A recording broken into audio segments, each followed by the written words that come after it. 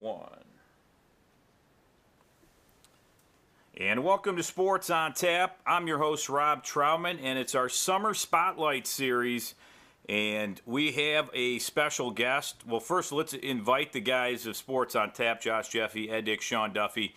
And joining us now, he's the voice of the Cleveland Monsters, and he's done a great job. He's been on the show before, but he has 400 games under his belt. And that was before the 2021-2022 season, which he finished his 11th season and seventh with the Cleveland Monsters. Tony Brown joins us. And Tony, thanks for taking time to join us. We really appreciate it. It's my pleasure. Thank you so much for having me. It's great to catch up. I think it's been a couple of years since I've been on, so looking forward to this. Yeah, and we really appreciate taking time. I know it's the off season. Have you been doing anything fun this off season? Any vacations planned before anything gets started for you? Yeah, for sure. So we have our first baby, Dylan, our son, turns 1 next month. So I've just been personally just soaking up all the time at home. I mean, it's tough during the season. Being away and missing all that time, it's tough on my wife, sort of having to hold down the fort. So the family time has been the big focus here at the start of the off season, but it's been great. Just took a little trip to see some family in Iowa last weekend. We hadn't really gone anywhere since the start of COVID, and got to catch up with a whole bunch of people and introduce the little guy to everybody. So life is good, man. Life is good for sure.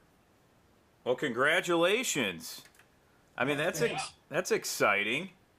Yeah. Life looks a little different all of a sudden, but we are loving it. We are loving it. It's a lot of fun, and he's doing great. Now, are you getting sleep? Are you getting the much needed sleep? I know that's very important. Ed knows. I mean, he recently also had a boy not a long time ago, but so sleep, I'm sure, comes at a premium. Well, we're through all the sort of early days and everything. Like, he's turning 1 next month, so Okay. so he's good now, man. You put him down, he's like, see you in the morning. So he's good. He's really good that way. He's a great sleeper, and he must take after me. That's my boy. That's actually, Tony, probably one of the perks of the road. You actually probably, when you were on the road with the team, you actually probably got some good amount of sleep, even though, a good husband would not admit that live here on YouTube. But so let's talk a little bit about, this past season. The Monsters, finished 7th in the North. They didn't qualify for the playoffs, but a lot of movement with this team going up to going up in a sense, but down to Columbus. So talk about the team and how the season went. Kind of a recap for you. Yeah, it was kind of a strange year. I mean, everybody was so excited coming out of training camp. I mean, after the shortened season that we all went through, which was totally strange for a number of different reasons. For me, I mean, I was like driving myself in this giant van to all the road games, because I couldn't be around the team. And like when we play Chicago, they were playing in their practice rink, and there was just all these things that made it, like, I'm sure, very memorable for everybody, myself included, but also just odd. So it was so great to get back to a regular cadence this year, to have everybody, be vaccinated and not have to worry so much with, the anxieties of the pandemic and stuff like that. So I think it was a great, exciting start to the season for the team. Of course, balancing that, there was also the just devastating loss of Matisse Kivlenieks leading into the year.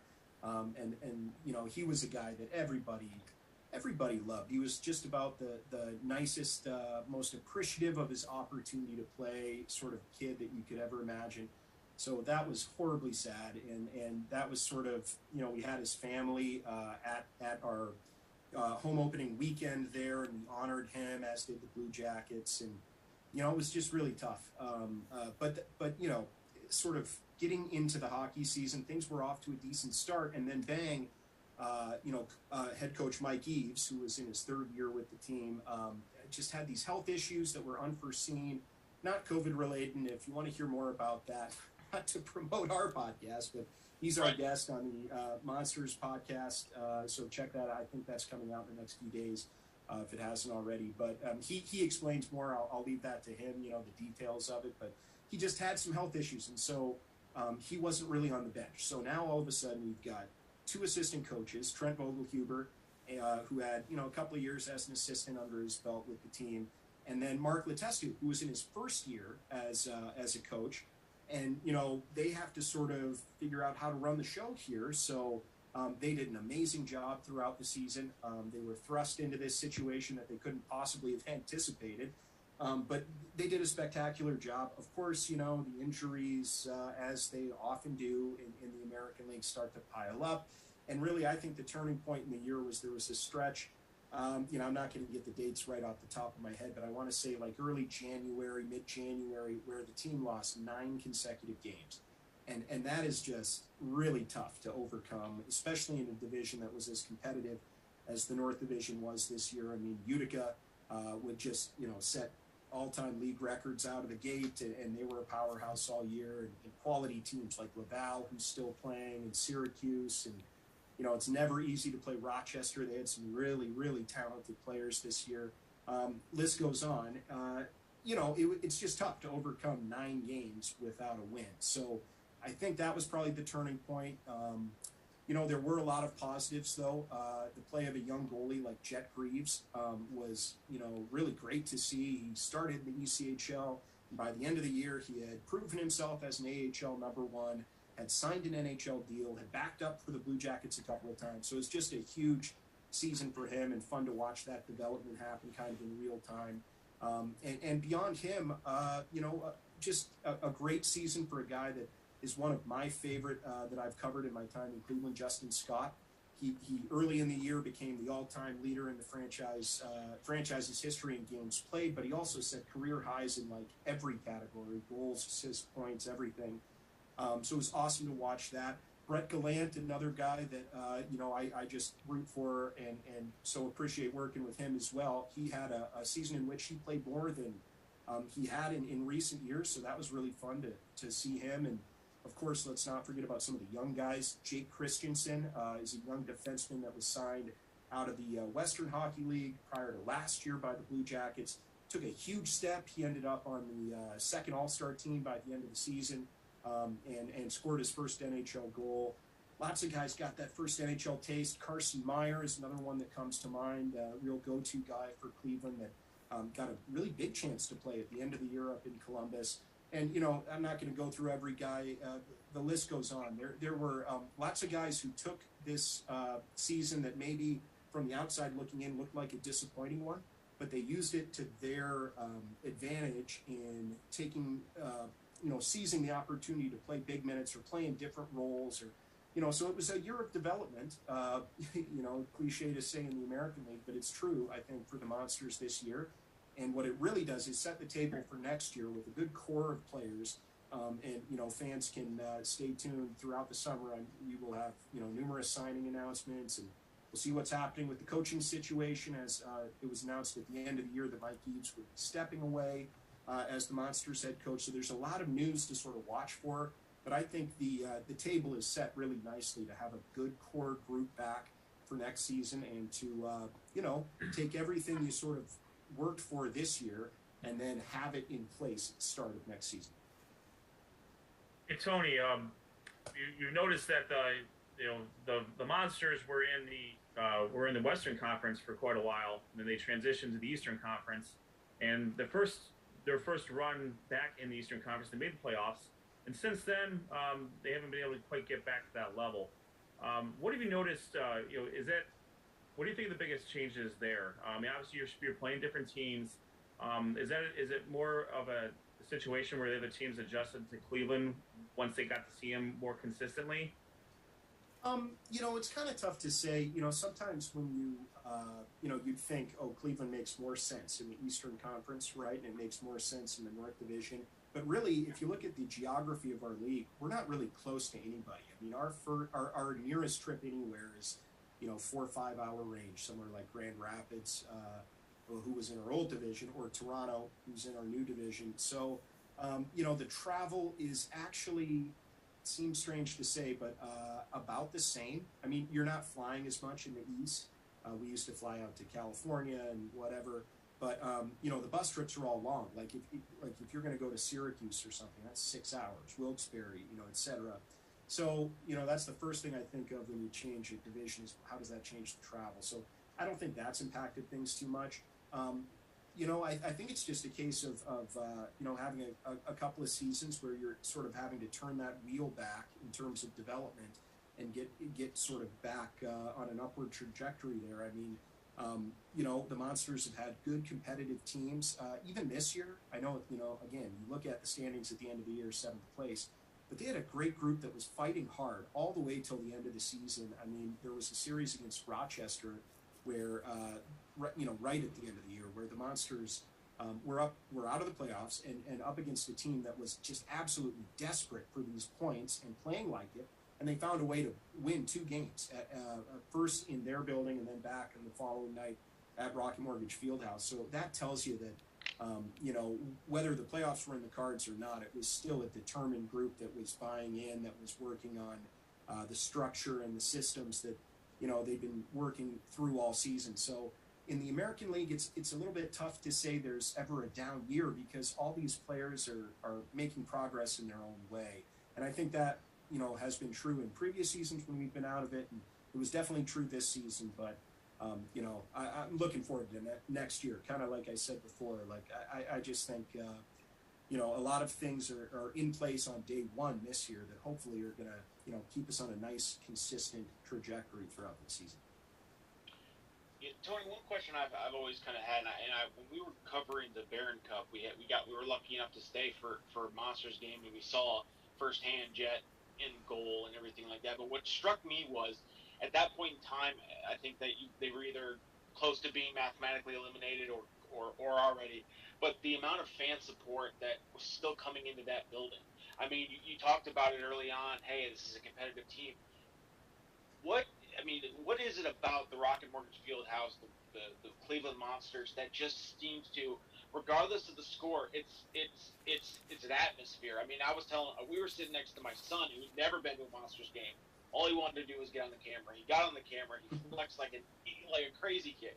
But you just see that even if the game is a runaway, there's that pulse in that arena that really does feed, and you can see that the team feeds off of that a little bit when they need to. Well, it's a great point, and this year again, the Monsters second in the league in attendance. You know, a couple of years ago, we led the league in attendance. Always seem to be in that top 3. So I think there's 3 reasons for that. First thing is the fans. I mean, they just are there to support the team no matter what happens, and that's sort of the mentality you have to have, I think, when you're bought into a minor league team, because so many other factors are at play that might affect the win-loss record and you know, the quote-unquote product on the ice. The fans are just determined to be there, and so that's the first thing. I mean, we're so lucky to have not just a passionate but a knowledgeable hockey fan base here in Northeast Ohio. And I just, you know, I've said this for years, but when I got this job, I heard a lot of people saying like, oh, well, you know, Cleveland's not really a hockey. Like, that is just not true at all. I mean, youth hockey has exploded in Northeast Ohio. The participation numbers are really kind of eye-popping. And, you know, beyond that, people just, you know, they know the game. They've been around the game. It hasn't been the same franchise or the same team in Cleveland over the decades, but there's always been, you know, at least for the vast majority of time, there's always been some kind of hockey in the city, and the fans, you know, so many of them remember all those old teams and have supported all the teams through the years. So they deserve, in my opinion, the absolute number one, you know, amount of credit there for that. The second thing is the facility. Now, you know, going to a game, like, you know, if you haven't been, a lot of fans haven't been to the other buildings in the league. And, you know, there are so many great buildings in the league for their own reasons. Like Syracuse is a smaller place, but the history there is just so great. Rochester, same deal, you know, again, knowledgeable, longstanding fans, etc. And, you know, Grand Rapids, even a bitter rival back in the day. Like, I'm sorry, but those playoff games in Grand Rapids were just electrifying with the way they packed that building.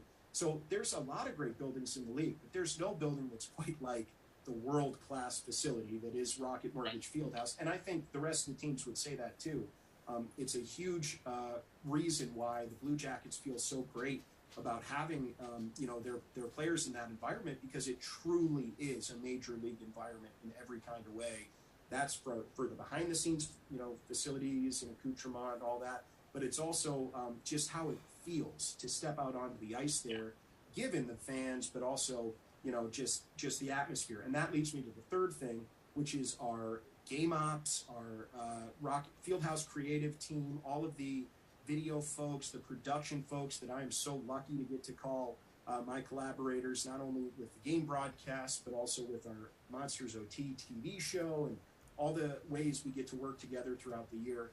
I mean, it's just, these are not things that AHL teams have, like, dedicated production crews and creative people that are constantly thinking of how to create this atmosphere that is so magical, not just for the fans, but by getting the fans excited, it creates the atmosphere for the players to play within and to take advantage of and to use as fuel throughout the game and throughout the season. So it's those three things all add up to a really special environment. And I know when finally when 7 o'clock rolls around and you get to sit down at the Joe Tate perch, and like, I always just take a second to think how lucky I feel to have gotten the chance to work in this league, but specifically to work in this city, because there's nothing like it in the AHL. And frankly, there's not a lot of places better, I would say, at the next level. I guess I don't know that from experience, but I can't imagine a better situation for someone like me, to be able to sort of seize and use in the broadcast. So, it's awesome. But yeah, it's the fans, it's the building, but it's the people behind the scenes too. It all adds up to something that is pretty rare in the American League. Well, I guess you must like it here in Cleveland because you've been here 7 years. So, that's a great thing. And obviously we're happy to have you in the Cleveland area. And you've done a great job. And, one thing we noticed, and we talked a little bit about beforehand, was you receiving the James H. Ellery Memorial Award, and how special that is. And I think that goes to you, and it goes to who you just talked about, your team. In a difficult time, you guys really did a great job still providing video and still providing the podcast to the Monsters, because I think it's really special. I'm a big Blue Jackets fan, and seeing the Monsters, partner with them, and you see guys that have played with the Monsters now move up to the Blue Jackets, and all the coverage you guys have done. Congratulations on that award, and I think it's a very special award. And how did you take that? Once you heard about getting that award. Yeah, well, thank you very much for saying that, Rob. Yeah, I mean, it was it was a big shock. I mean, they had to sort of I remember Ben Adams, one of my colleagues in the front office there, had to lure me into the office, right? Because it was into the off season, so they had to get me in there to tell me that I won it.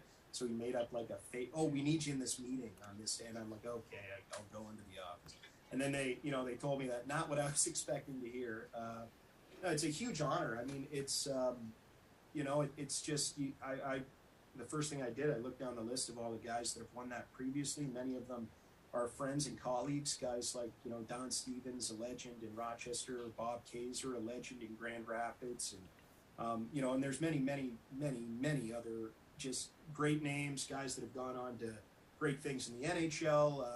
Like I said, guys that made huge impacts in this league. So huge honor, but it's not something that, it's an individual award, but it's not something that I feel like is, I did alone. I mean, like, the first person I thought of was Stacy Knox, who is, she's the producer and engineer of all of our games on the radio.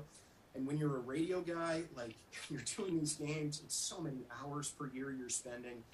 It's a true team thing with your producer. And, if you don't have a good relationship there, if you don't trust each other, it's just not the same. So, Stacy's meant a whole lot to me during our, time of collaboration, in Cleveland. But it goes beyond that. I mean, the engineering crew at the field house, these guys are like, you won't even know there's a problem. And they're like, oh, I fixed like these 9 critical things. You know what I mean? Like, they're just like, And I'm like, oh, I thought everything was fine. They're like, oh no, it was a total disaster, but we fixed it. So like, Joe Freachin runs the engineering department, Casey Koulis, Pete Berman, Joe Sweeney, a great addition to the engineering group this year. Those guys, like, their knowledge, their dedication, it's really honestly inspiring to me. And, so I wouldn't be in any kind of position without those guys. And then to take it a step further, Dave Dombrowski, the VP of broadcasting for the Cavaliers, he's the guy that took a chance on me originally. He has been just the best mentor, supporter. I mean, a lot of times, guys, in my business, and I remember this, I mean, I was in the North American League, the U.S. League, the ECHL, all trying to, get to the next league and to keep pace in your career and all that stuff. And, it's not every, stop that you find a boss who has the mentality of, we want to get you out of here. We want to get you on to the next thing. And Dave has always been like that, and just means the world. And so, all of those people have a huge hand in this. And I say this and people like roll their eyes and stuff, but I truly believe that the easiest link in that chain in terms of what you got to do with the show is what I do. Because, without everything being there for you, without the support, that's what allows me to focus on the game. And that's the simplest part of it all. I see it, I say it, you hear it, you know what I mean? So it's everybody that it adds up to something. But what I'm proud of is that, people are listening, people are watching, people are consuming, enjoying, I hope, feeling like they're informed through the broadcast, through the TV show, through the podcast, all that stuff. But yeah, no doubt about it. I just felt completely shocked and humbled by that award. And, at this stage in my career, I got to be honest, it's just a great honor. It means a great deal. And, I mean, seems like a while ago now, but yeah, that was a fun day when that happened for sure. Now, Tony, let's talk about how you see it and say the game, because hockey and we kind of all dived into it a little this past year with covering the Greater Cleveland High School Hockey League, but hockey is a very difficult game to broadcast, especially even in different formats, television and in radio. You have to announce the game differently. So before we went on there, you said before you got to the Monsters, you were only doing hockey for 4 years. So kind of talk about your journey starting off and how you perfected your craft in providing that solid, not only informational broadcast, but also entertaining broadcast with the Monsters. Well, I mean, that's the goal. Inform, entertain, and then take care of the sponsors too. That's a whole other part of it. Yeah, that's a big one. That is a big one. I mean, 4 years calling games, professionally, but I grew up in Rochester, Minnesota. I played hockey from when I was a little kid all the way through high school. College rolled around. I wasn't going to play college hockey, so ended up in broadcasting always, but I've been around the game forever. So I feel like a fluency in it and sort of, it's been a part of my life as basically forever. So, like in terms of the style and the craft and all that, I don't think there's a way really, like I went to school at Syracuse University, and so I learned a lot of great tools about just broadcasting in general. But when it comes to the game itself and how your style and things like that, the only place that comes from is repetition. And so I was really lucky to get my first job down with the Odessa Jackalopes in Odessa, Texas, way out in West Texas. And 2 seasons there, 120 games at that level, where you can make mistakes and you can figure out what you can't do. You can figure out what you should be doing. And you know what I mean? Like without the repetition and the opportunity that they gave me as somebody with no experience at that point that's junior hockey, but no professional experience, outside of student radio and things like that. It was so valuable. And then to take that and go to a new place. I primarily went to Omaha with a great USHL team there, the Omaha Lancers, with a long history of success there. So, you take what you learn, you add a little bit. And I was there for 1 year. Then after that, I went to the ECHL 14-15. It was the first year for the Indy Fuel. So that was great too, because then, you know, helping to launch a brand new franchise, that was a totally new and cool experience. You know, and I got to set the broadcast up sort of the way I wanted, and you know, so you add a little bit there, and then you get the shot in a place like Cleveland, and you know, that first year, complete whirlwind with the championship and all that. Like, but you know, it's not something I've ever consciously thought about. Like, I've never been one, and maybe I should have been more of this type of person early in my career, but I've never been great at like listening back to the tapes and dissecting them and thinking, you know, oh, I got to do that. And I kind of think like I know what I did, and so I know what I didn't like that I did, and so you know, there's a lot of tinkering that goes on, and you try some things out, and maybe they don't stick, or maybe, you know, it's a big experiment to me. But when you get enough time and you get enough years under your belt, you kind of do settle into your style, and I think that's something that it's less intentional and more evolutionary, at least for me. But you know, I think that at the bottom line is, you know, you said like it's a hard sport to call.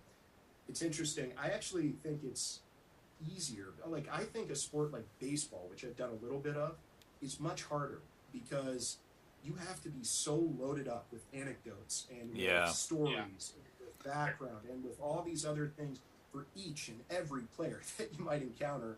I mean, when you're on your ninth pitching change, you know what I mean? Like, you better have a little. Hockey is not like that. Hockey is constant action, description, and all that. And to me, that's the easiest thing. Like, if I see a player leaving the defensive zone, I can tell you who the player is. I can tell you what side of the ice they're on. I can tell you where on the ice they are. You know, like they've hit their own blue line, or you know, right there, you know, around the right dot, whatever. All of that is just seeing something and describing it, and that's the basics of reporting, and that's the basics of you know, play-by-play. So for me, the action is the easy time. That's the safe time. You can just ride the wave. It's when you have to like talk over the 9-minute injury stoppage. That, you know, that's when you really have to fill time. Plenty of stuff. Yeah. So you know, so that's why I like calling hockey. That's why I really enjoyed calling. Believe it or not, I really like calling the arena football with the Gladiators. The first couple of years there, it's just constant description. I mean, it's every second you're having to describe and paint the picture, and that's what I enjoy the most. So I you know, just my opinion, but I think hockey's you know, part of the reason I love calling it so much is because it sort of is a little easier just to talk about what you're seeing.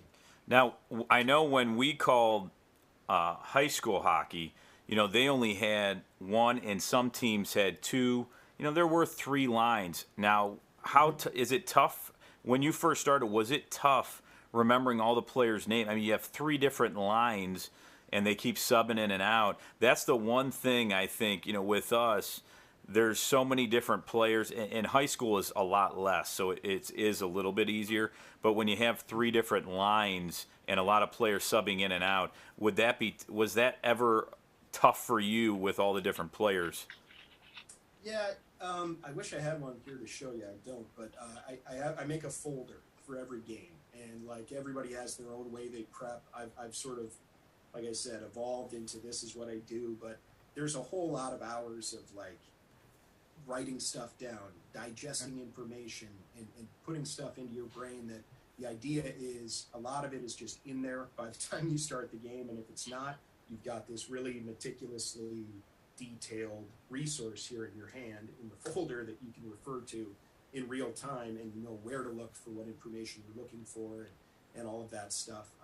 I will say, you know, working not for a network or anything like that, but for a team, you know, maybe at the start of the year you've got some getting to know to do, but the amount of time you spend between practice and travel and the, you know, all that time with the players and everything, like, it's amazing. You don't, like, if a guy's not on the trip or something, you can just be like, you know, did I see them on the bus? I don't think so. You know what I mean? Like, it's, you just get to know everybody so well that you don't have to try after a while. And after a while, throughout the course of every season, you're not even needing to look at the jersey numbers or anything. You just know how you know, oh, that's Cole Clayton, like that's how he skates, you know what I mean, or that's whomever, you know, like you just it becomes second nature with your own team, and then the only thing you got to do is just be well researched on the other side and have, like I said, a resource you can glance at for when you get stumped. But I'm not one to memorize everything about the other team. I just try to do my homework ahead of time.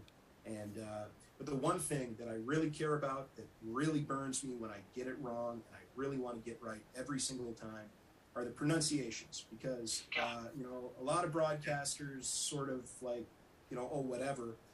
I just think it's the least you can do if they're going to be out there and playing. The least you can do is get their name right. So, you know, I've not always gotten it right, but I really try to. And you know, it's the best thing to do is get them to put it down on tape for you at the start of the year, and then you try to emulate that. But absolutely, but no, that's to me that's an important deal.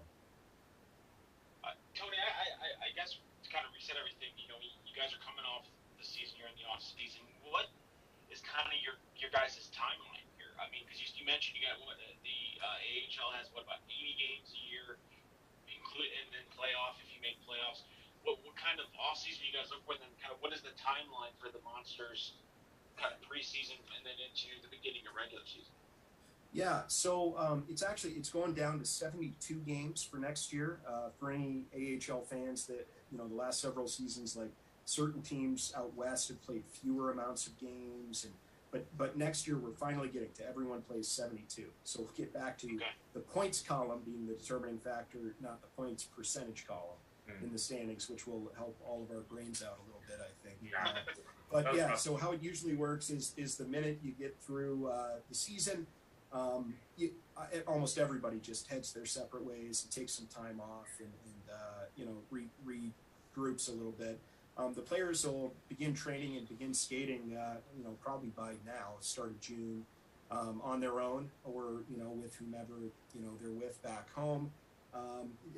You know, you'll have the like the rookie camp, sort of the development camp for the Blue Jackets is usually one of the first off-season things in August sometime.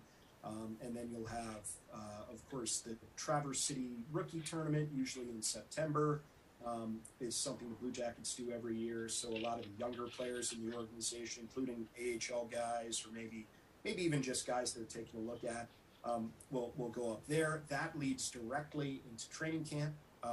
And, you know, training camp at the NHL level includes all the preseason games and all of that stuff. So that'll, you know, like late September, early October. Then AHL training camp's kind of the last thing. And the NHL always starts a little bit before the AHL. So usually it's like we're in training camp when the first, you know, several games are being played at the NHL level. So, you know, but it goes quick. It goes quick. So an important thing I think for all of us that are on the road is just to, you know, get away from it for a little while, because it's such a dominant force in your life for 7-8 months out of the year that you definitely need to decompress a little bit, spend time with the families and what have you. But yeah, that's kind of the progression. I mean, you know, you get into June, it's sort of like, okay, time to train again. You get into July, it's like, okay, now we're ramping up.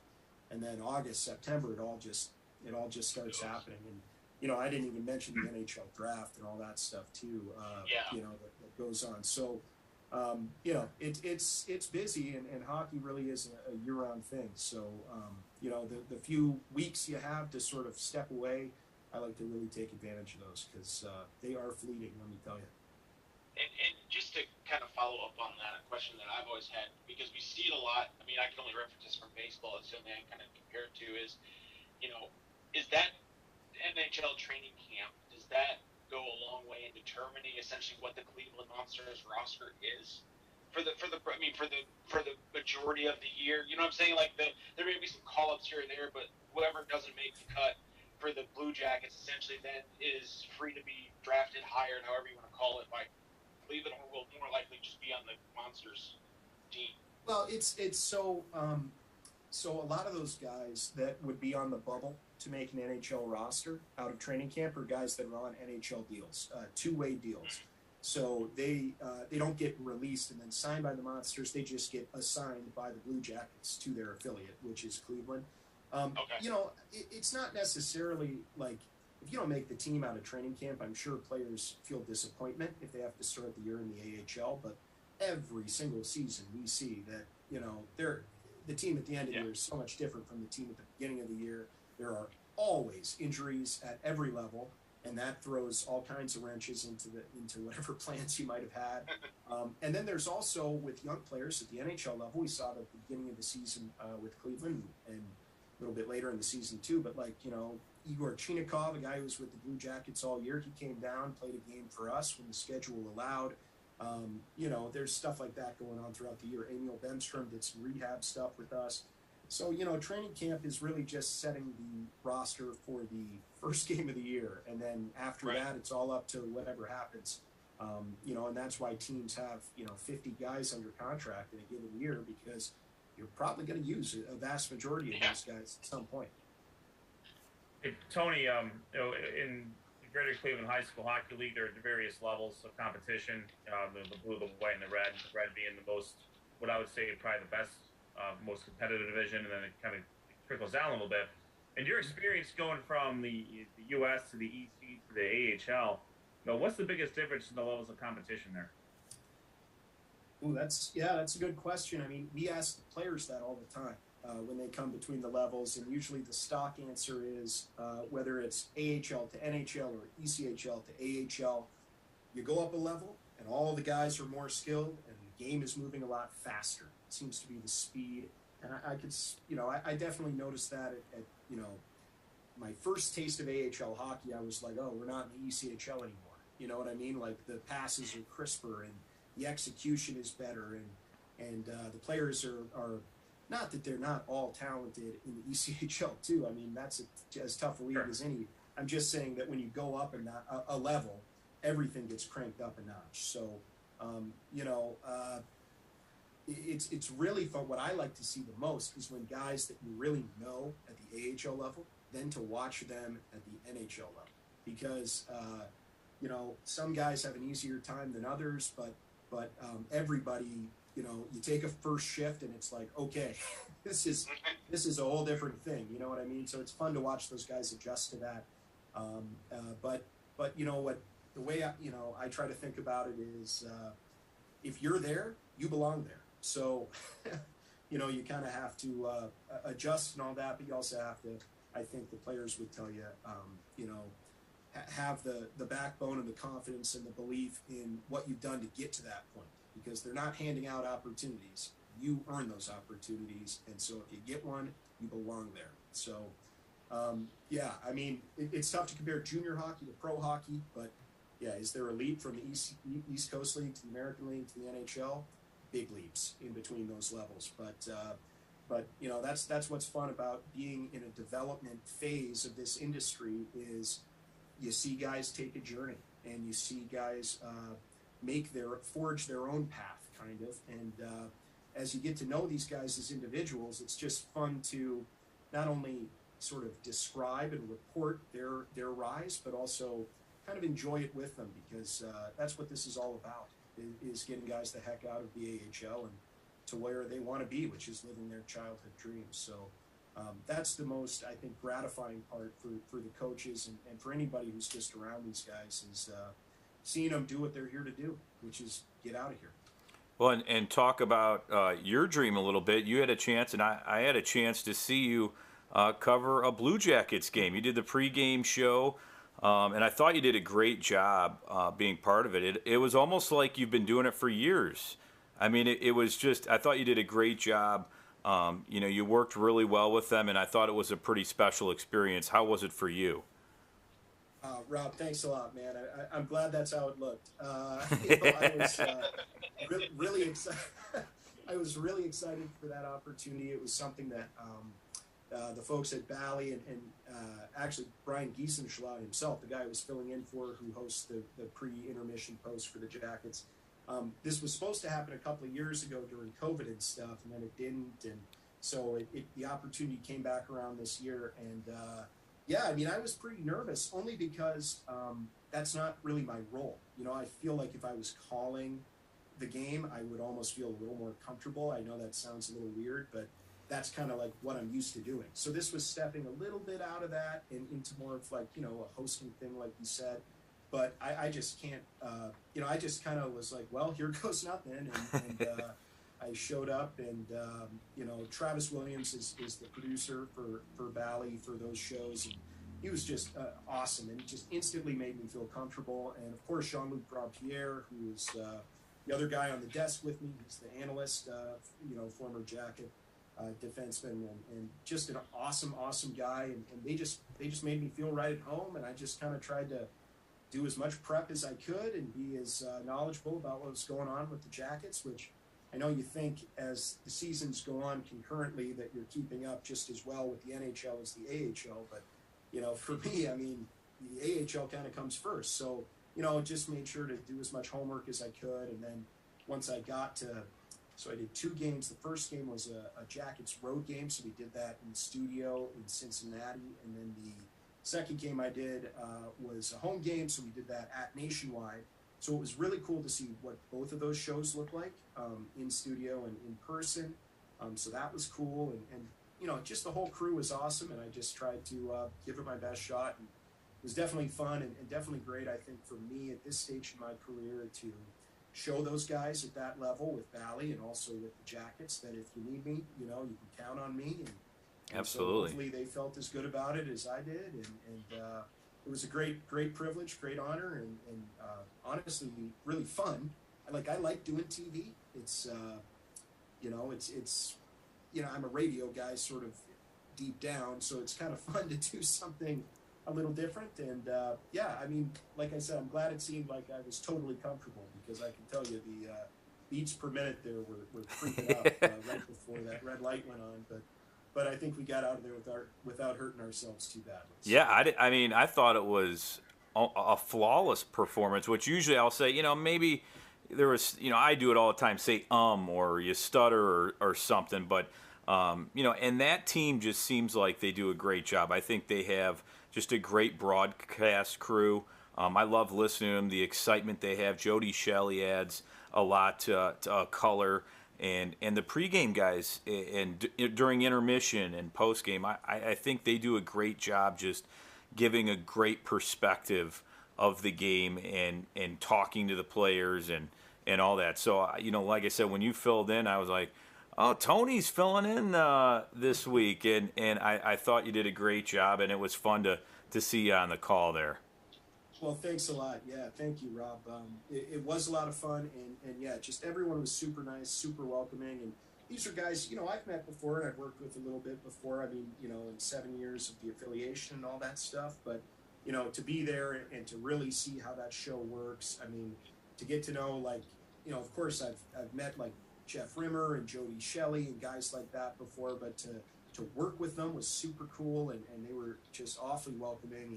And Joel Goodling, who produces those shows, super nice, and Dave Metzold, of course, fellow Minnesotan. So you know, that was fun, and no, it was a tremendous experience. And again, at this stage of my career, like, you know, there's no doubt about it, I'm trying to get to the NHL. That's why I started in this business, was to try to get there, and that's been the goal the whole time. So it's where I want to be, but. You know, I love Cleveland. I love everything about being here. I feel so fortunate to have gotten my American League chance in this city. And should the NHL ever, you know, happen at some point, great. But, you know, if it all ended tomorrow at the same time, I've been just about the luckiest guy in the history of broadcasting. So that's how I try to think of it. But yeah, that was fun, and it was great to get that little taste that we always talk about the players. You know, they get called up. Get a little taste of it, and then they want to go there. That's right. Full time and get back there. I can't lie. That was a nice little taste for sure.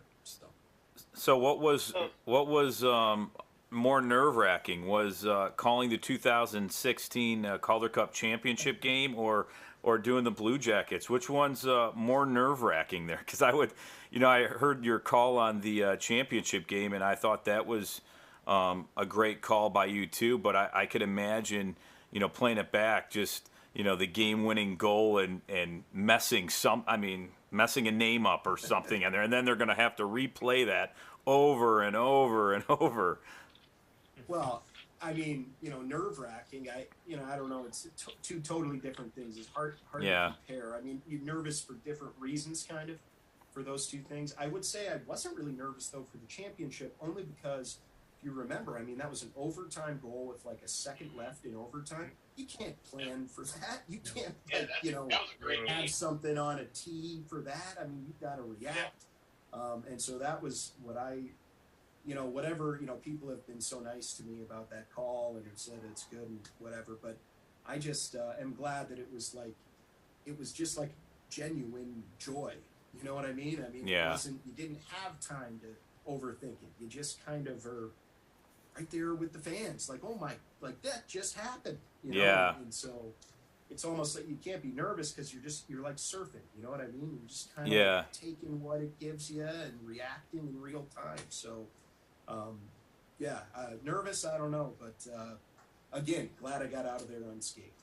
That's really all I'm trying to do. So Tony, you do have aspirations of going bigger, and better, of course. So for you, what's on your play-by-play broadcasting bucket list? What would be tops on that for you? Well, If you had one call that you could do, what would that be?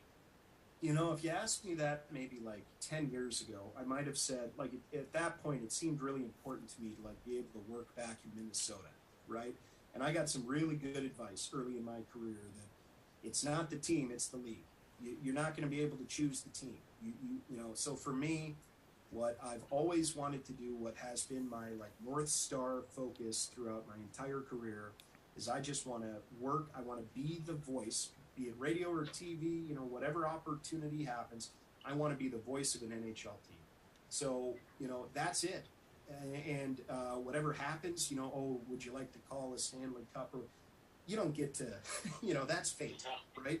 So there's no sense in wanting that. That's another thing I've kind of learned is like, if you're in it for the win-loss, like you're in the wrong business, because that's one thing you're guaranteed to have zero control over. So you just gotta like doing the job, and so for me that remains the goal. And that is again has nothing to do with the absolutely wonderful experience I've had and continue to have in Cleveland. It's just that that's the goal. That's what's gotten me to this point, is making decisions with that goal in mind. And so, if that should ever happen, I'm sure that would be outside my body feeling, sort of like, I can't believe this manifested, into reality. But that's not something that you can count on. It's not something that, no matter what you do, it's not something that, you can hang your hat on. So I just try to go into each season thinking I am lucky enough that a team has decided to give me like whatever 3 hours times 72 games is of airtime. That's an amazing gift that they give to a broadcaster. And so I just try to do right by the people that have given you the opportunity. I try to do right by the people who spend their hard-earned money to support the team. And I try to do right by myself too, with the, thought that I've put a lot in my family, my wife now, my child, my folks, everybody in my corner has put a lot into this too, in terms of support. And so I just want to just give it my honest best, and wherever that goes, I can feel like, I gave it my best shot. So that's the way I try to think about it. So that until that happens, that's the only goal, national. Yep. Yeah, and continue to work hard like you've been doing, and I mean, you've been getting the opportunities. Obviously, I'd love to see you do some Columbus Blue Jackets game, on Bally's for me to watch, that I watch every week. There's 3 games, maybe more a week. There, you try to tune in, and it'd be pretty cool. Yeah. Go ahead, Sean. I have to ask the question. I'm sorry, I have to ask the question because you've listed some places where they're not known for their great winter weather. The state of Minnesota. Sean, what are we doing here? Yeah, I know. I can't wait to see where this goes. The heel coming out. Let's go. No, I was just gonna say, you've experienced the winters in all these areas. Which, in your opinion, is the hardest winter to suffer through? Is it the Minnesota weather? Is it the Syracuse, upstate New York? Is it the Cleveland, the Erie snow machine? Or is it that desert plains Iowa, or not desert plains, but those plains winds Iowa coming across the prairie? He was in West Texas. I mean, at one point. I can tell you right now, it was not West Texas. Well, that's winters down there are tough for totally different reasons than the weather. Yeah. No, just kidding. No, No magic. Yeah. That's a good question. I think I'm from southern Minnesota. Like Rochester is south of the Twin Cities. Gotcha. So the winters are bad, but it's not like you're in like International Falls or something like that with like 6 feet of snow on the ground and it's like negative 25 degrees every day. Right. Cleveland is I love snow, so I like that you can have a foot and a half of snow one day and then it'll melt in like 3 days. You know what I mean? And so you get it and you can enjoy it, and but then it's gone. But I think I also lived for a couple of years early in my college career in Burlington, Vermont. So like the whole New England or even upstate New York, like Syracuse, it is cold, man, and it can be cold and cloudy and for weeks at a time. But again, I like winter, so that's no problem for me. But if you're talking about like true, like bone-chilling winter weather, try walking from the hotel to the rink in like Rochester in like mid-February, and like the wind is like 35 miles an hour. Like that's the real deal right there. Okay. All right. Fair enough. So Tony, who do you got in the Stanley Cup Finals? Who's your prediction? Well, so my heart is all with our old buddy Jared Bednar and Nolan Pratt out with the Colorado Avalanche. I mean, that team is something else. I know they've got some goaltending stuff going on right now. It looks like Kemper's not going to play in Game 2. Edmonton is, of course, it doesn't hurt when you have like the best player on planet Earth on your team. But I worry about Mike Smith a little bit. Their goaltending, throughout the course of a 7-game series, it's tough if you're going to score like 5-6 goals a game. And that might be what the Oilers have to do. So I'm going with Colorado out west. In the East, I know that Game 1, New York looked awesome, and the kid line, and that's great, and Shesterkin is great, and I'm a big fan of Gerard Gallant. I think he's an awesome coach who's kind of gotten a raw deal in a couple of his recent stops. So part of me, likes them, but Tampa has won, in case you guys didn't know, 2 straight Stanley Cups, and I know, I'm tired of them. They're just so impressive. But 3 in a row, I mean, that is such like, that puts you right there with some of those great Montreal teams. And like, that's a crazy accomplishment. So I find it very difficult to bet against the Lightning. I think they're going to sort it out against New York. And I'm going to pick them to win. Maybe that's an easy pick, but, I just think that's for any player, just to think of that, to put your name back-to-back is good enough. But to be able to say you've done 3 in a row, how much more motivated could you possibly be than what those guys are in that dressing room? And Vasilevsky had a tough Game 1, but I'm not too worried about him bouncing back. So I'm going with Tampa. If I'm not mistaken, I believe the last playoff series that Tampa Bay lost was against the Blue Jackets in 2019. Oh, they had some great matchups, man, in the playoffs. That was awesome. My son was born right around that time, so I was home. I got to stay up late and watch hockey while he was sleeping. And that was one of the most fun series I've ever seen. Obviously because of the Blue Jackets, but man, taking out a team like Tampa Bay was awesome. Well, no one's sweeping them, and then having the entire hockey media world sort of be like, Columbus, like what? Yeah. So that was fun.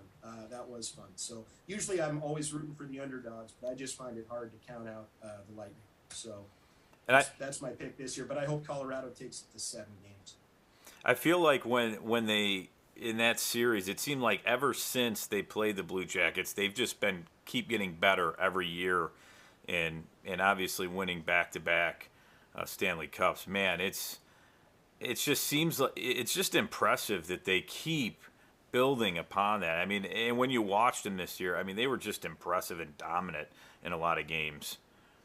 Yeah, and they're without one of their best players right now, Braden Point, too. So, like, that's just all the more reason I feel like they are, they're ready to go. They're not afraid of anybody. How could you possibly fear anybody if you're the two-time defending champion? So, so we'll see. But if you think that this whole, dynasty for the Lightning happens without that sweep at the hands of the Blue Jackets, I think you'd be mistaken, because those guys, that has clearly stayed with that team.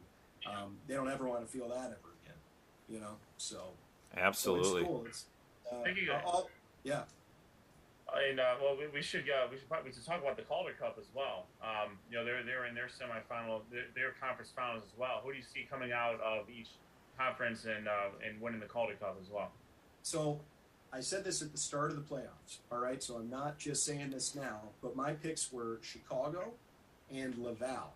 So Laval is not a team that's heavy on, superstar players or like eye-popping point, totals the way that the Chicago Wolves are. I mean, they have, the top goal scorer in the league in Stefan Nazen. They've got, one of the top point getters in the league in Andrew Podorowski. Alex Lyon is just one of their three, great goaltenders that they've got now with the Hurricanes being knocked out. Peter Kochetkov, who was in the KHL this year and then played for the Wolves at the end of the season. I think he came over in February or something like that. He was like 12-1 or something like that in the American League. And then they've also got Jack LaFontaine as an insurance policy.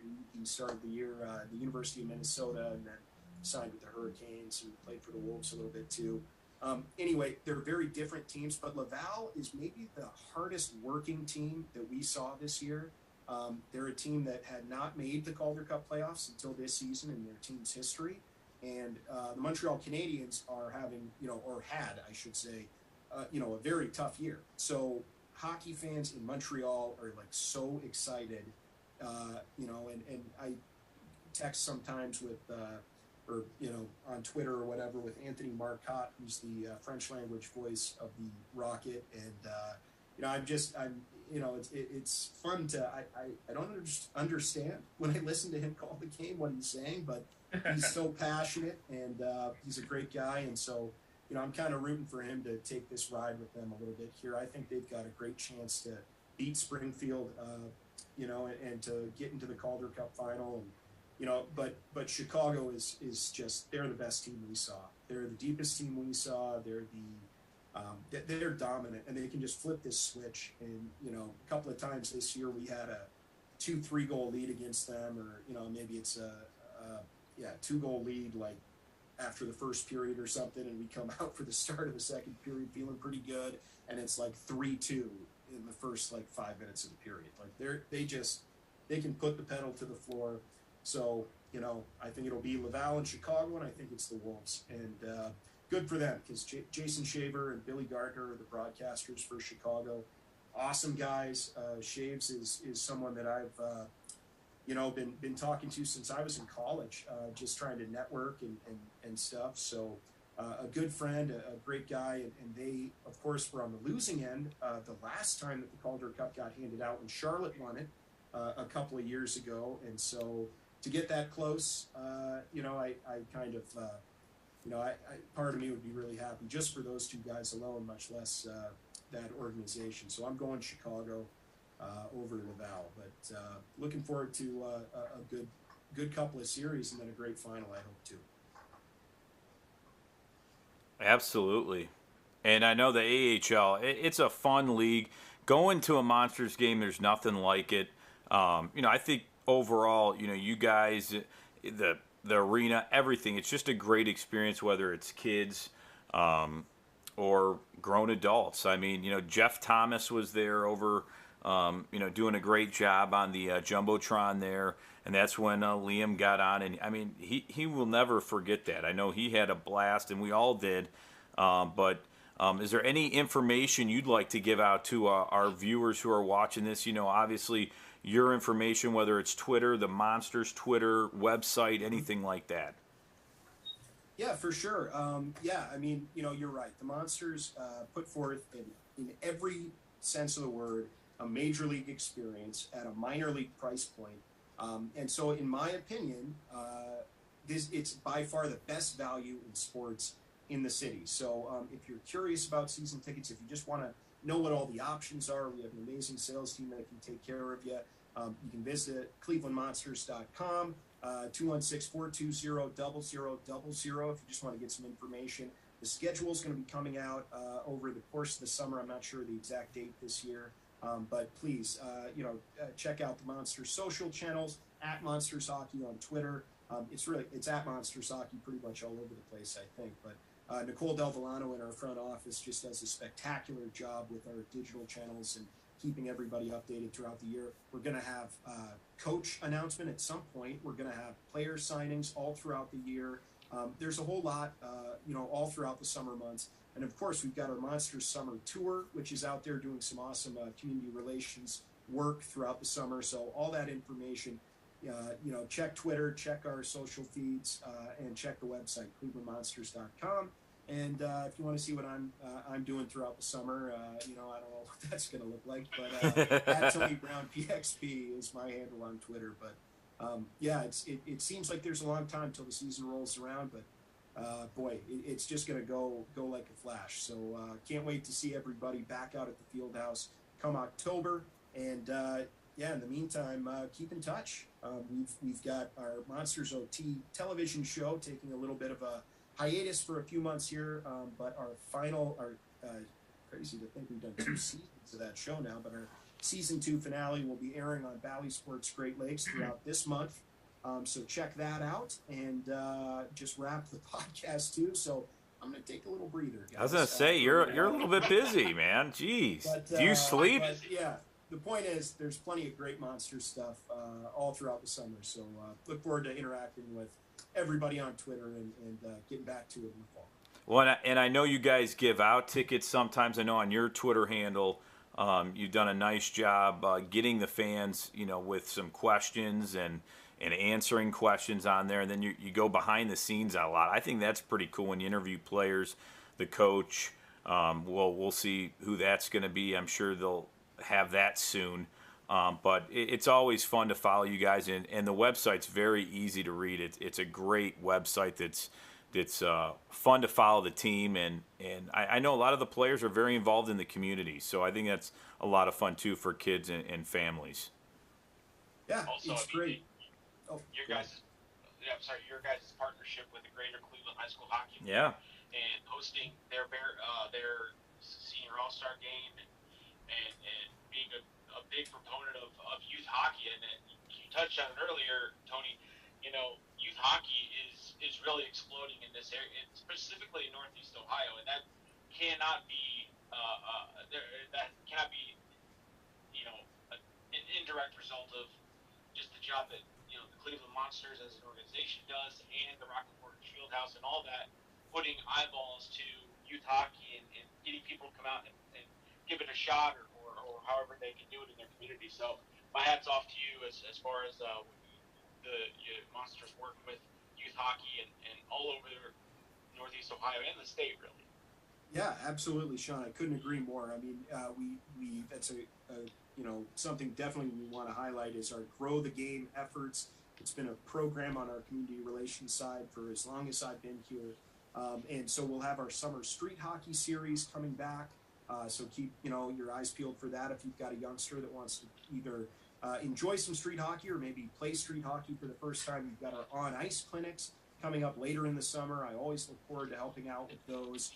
Jock Calendar runs those, but usually I'll be out there. Brad Thiessen will be out there, and whoever else too. So those are always a lot of fun. And we did some really cool stuff this year with our Cleveland Monsters sled hockey team, which is a brand new thing this year for sled hockey. If you're not familiar, is just a really awesome part of the Paralympics, and just a really entertaining and cool deal. You're on a sled. You have 2 small sticks. You propel yourself sort of by scooting with the butt ends of those sticks. Like, it's awesome. And the Monsters have always just been so engaged and so passionate about growing the game across all communities in Northeast Ohio, and we take a lot of pride in it. I love being a part of that, so plenty of fun ahead in those sorts of dimensions this summer too. Absolutely. Well, you guys do a great job. Any last questions for Tony before we let him go? We appreciate your time. I know we've gone probably longer than we thought we would, but it's such a lot of great questions and great stuff from you tonight. We really appreciate it. Guys, my pleasure. My pleasure. Yeah, thank you. No, great to be with you. Really appreciate the invitation, and it's fun to talk some hockey. It's been a couple of weeks of disconnecting, so fun to think about the team again.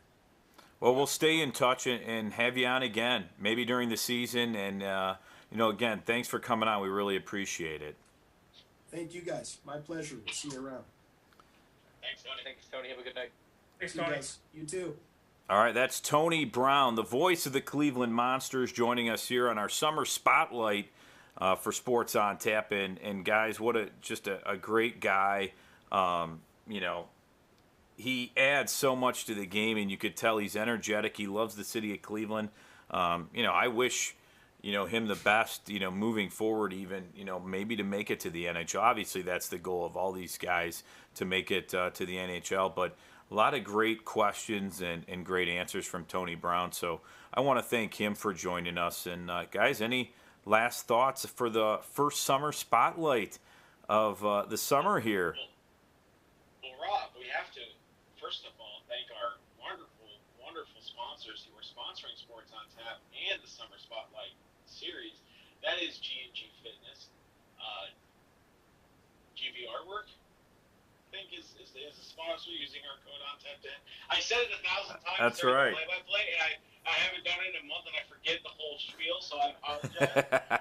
But also RRT Productions, and if you want to become a sponsor of Sports on Tap, if you want to help us promote our little fun house that we do here on a bi-weekly basis or a weekly basis, go ahead and reach out to us at Sports on Tap at gmail.com. Yep, Sports on Tap Podcast at gmail.com. You can go to sportsontappodcast.com. I don't do the admin. Okay. But Sean, if you're gonna just shoot from the hip with a live read there, you should at least know the show email. It's only been like that for 7 years. Yeah, no big deal. Sure. But it just comes up as SOT on my email, so I'm like, oh, that's the SOT email. So that's part of it. I guess Sean still is the FNG, and we won't say that out loud what that is. I'm not as good as I once was, but I was good once. As you ever was. Oh man, but great job, guys, and we have a lot of great guests too coming on the Summer Spotlight next Thursday night at 8 p.m. Andy Baskin from 92.3 The Fan will join us. He's the midday host with Jeff Phelps on 92.3 The Fan, so he'll join us, and we'll talk to him a little bit about his career and where it's gone. He's been to a lot of places as well, and now he's been on 92.3 The Fan for a while. He was on television. I know I had an internship with him and Jeff Phelps a long time ago, and just one of the nicest guys and a really great guy, one of the best in the business. Just like Tony Brown, he's always gracious to come on and talk a little hockey, but also give you behind the scenes of what a broadcaster goes through. A lot of long bus trips, it sounds like, which, can make for some interesting experiences. I wonder if he'll have a book coming out at some point to talk about those experiences, but you never know. So I'm excited to talk to Andy Baskin next week. It'll be fun. Yeah, it'll be fun, and we'll try to get some other guests too for the Summer Spotlights. He also coaches youth hockey, correct? Yeah, for Gilmore Academy. Gilmore, that's what it is. For some reason I thought it was. And they won the champion. Well, they're varsity. He's on JV, I believe, but they won the championship there. So, pretty impressive there. Guys, any last thoughts or anything for our viewers out there? It was good to see you guys, but I could use another break, so I'll see you next week.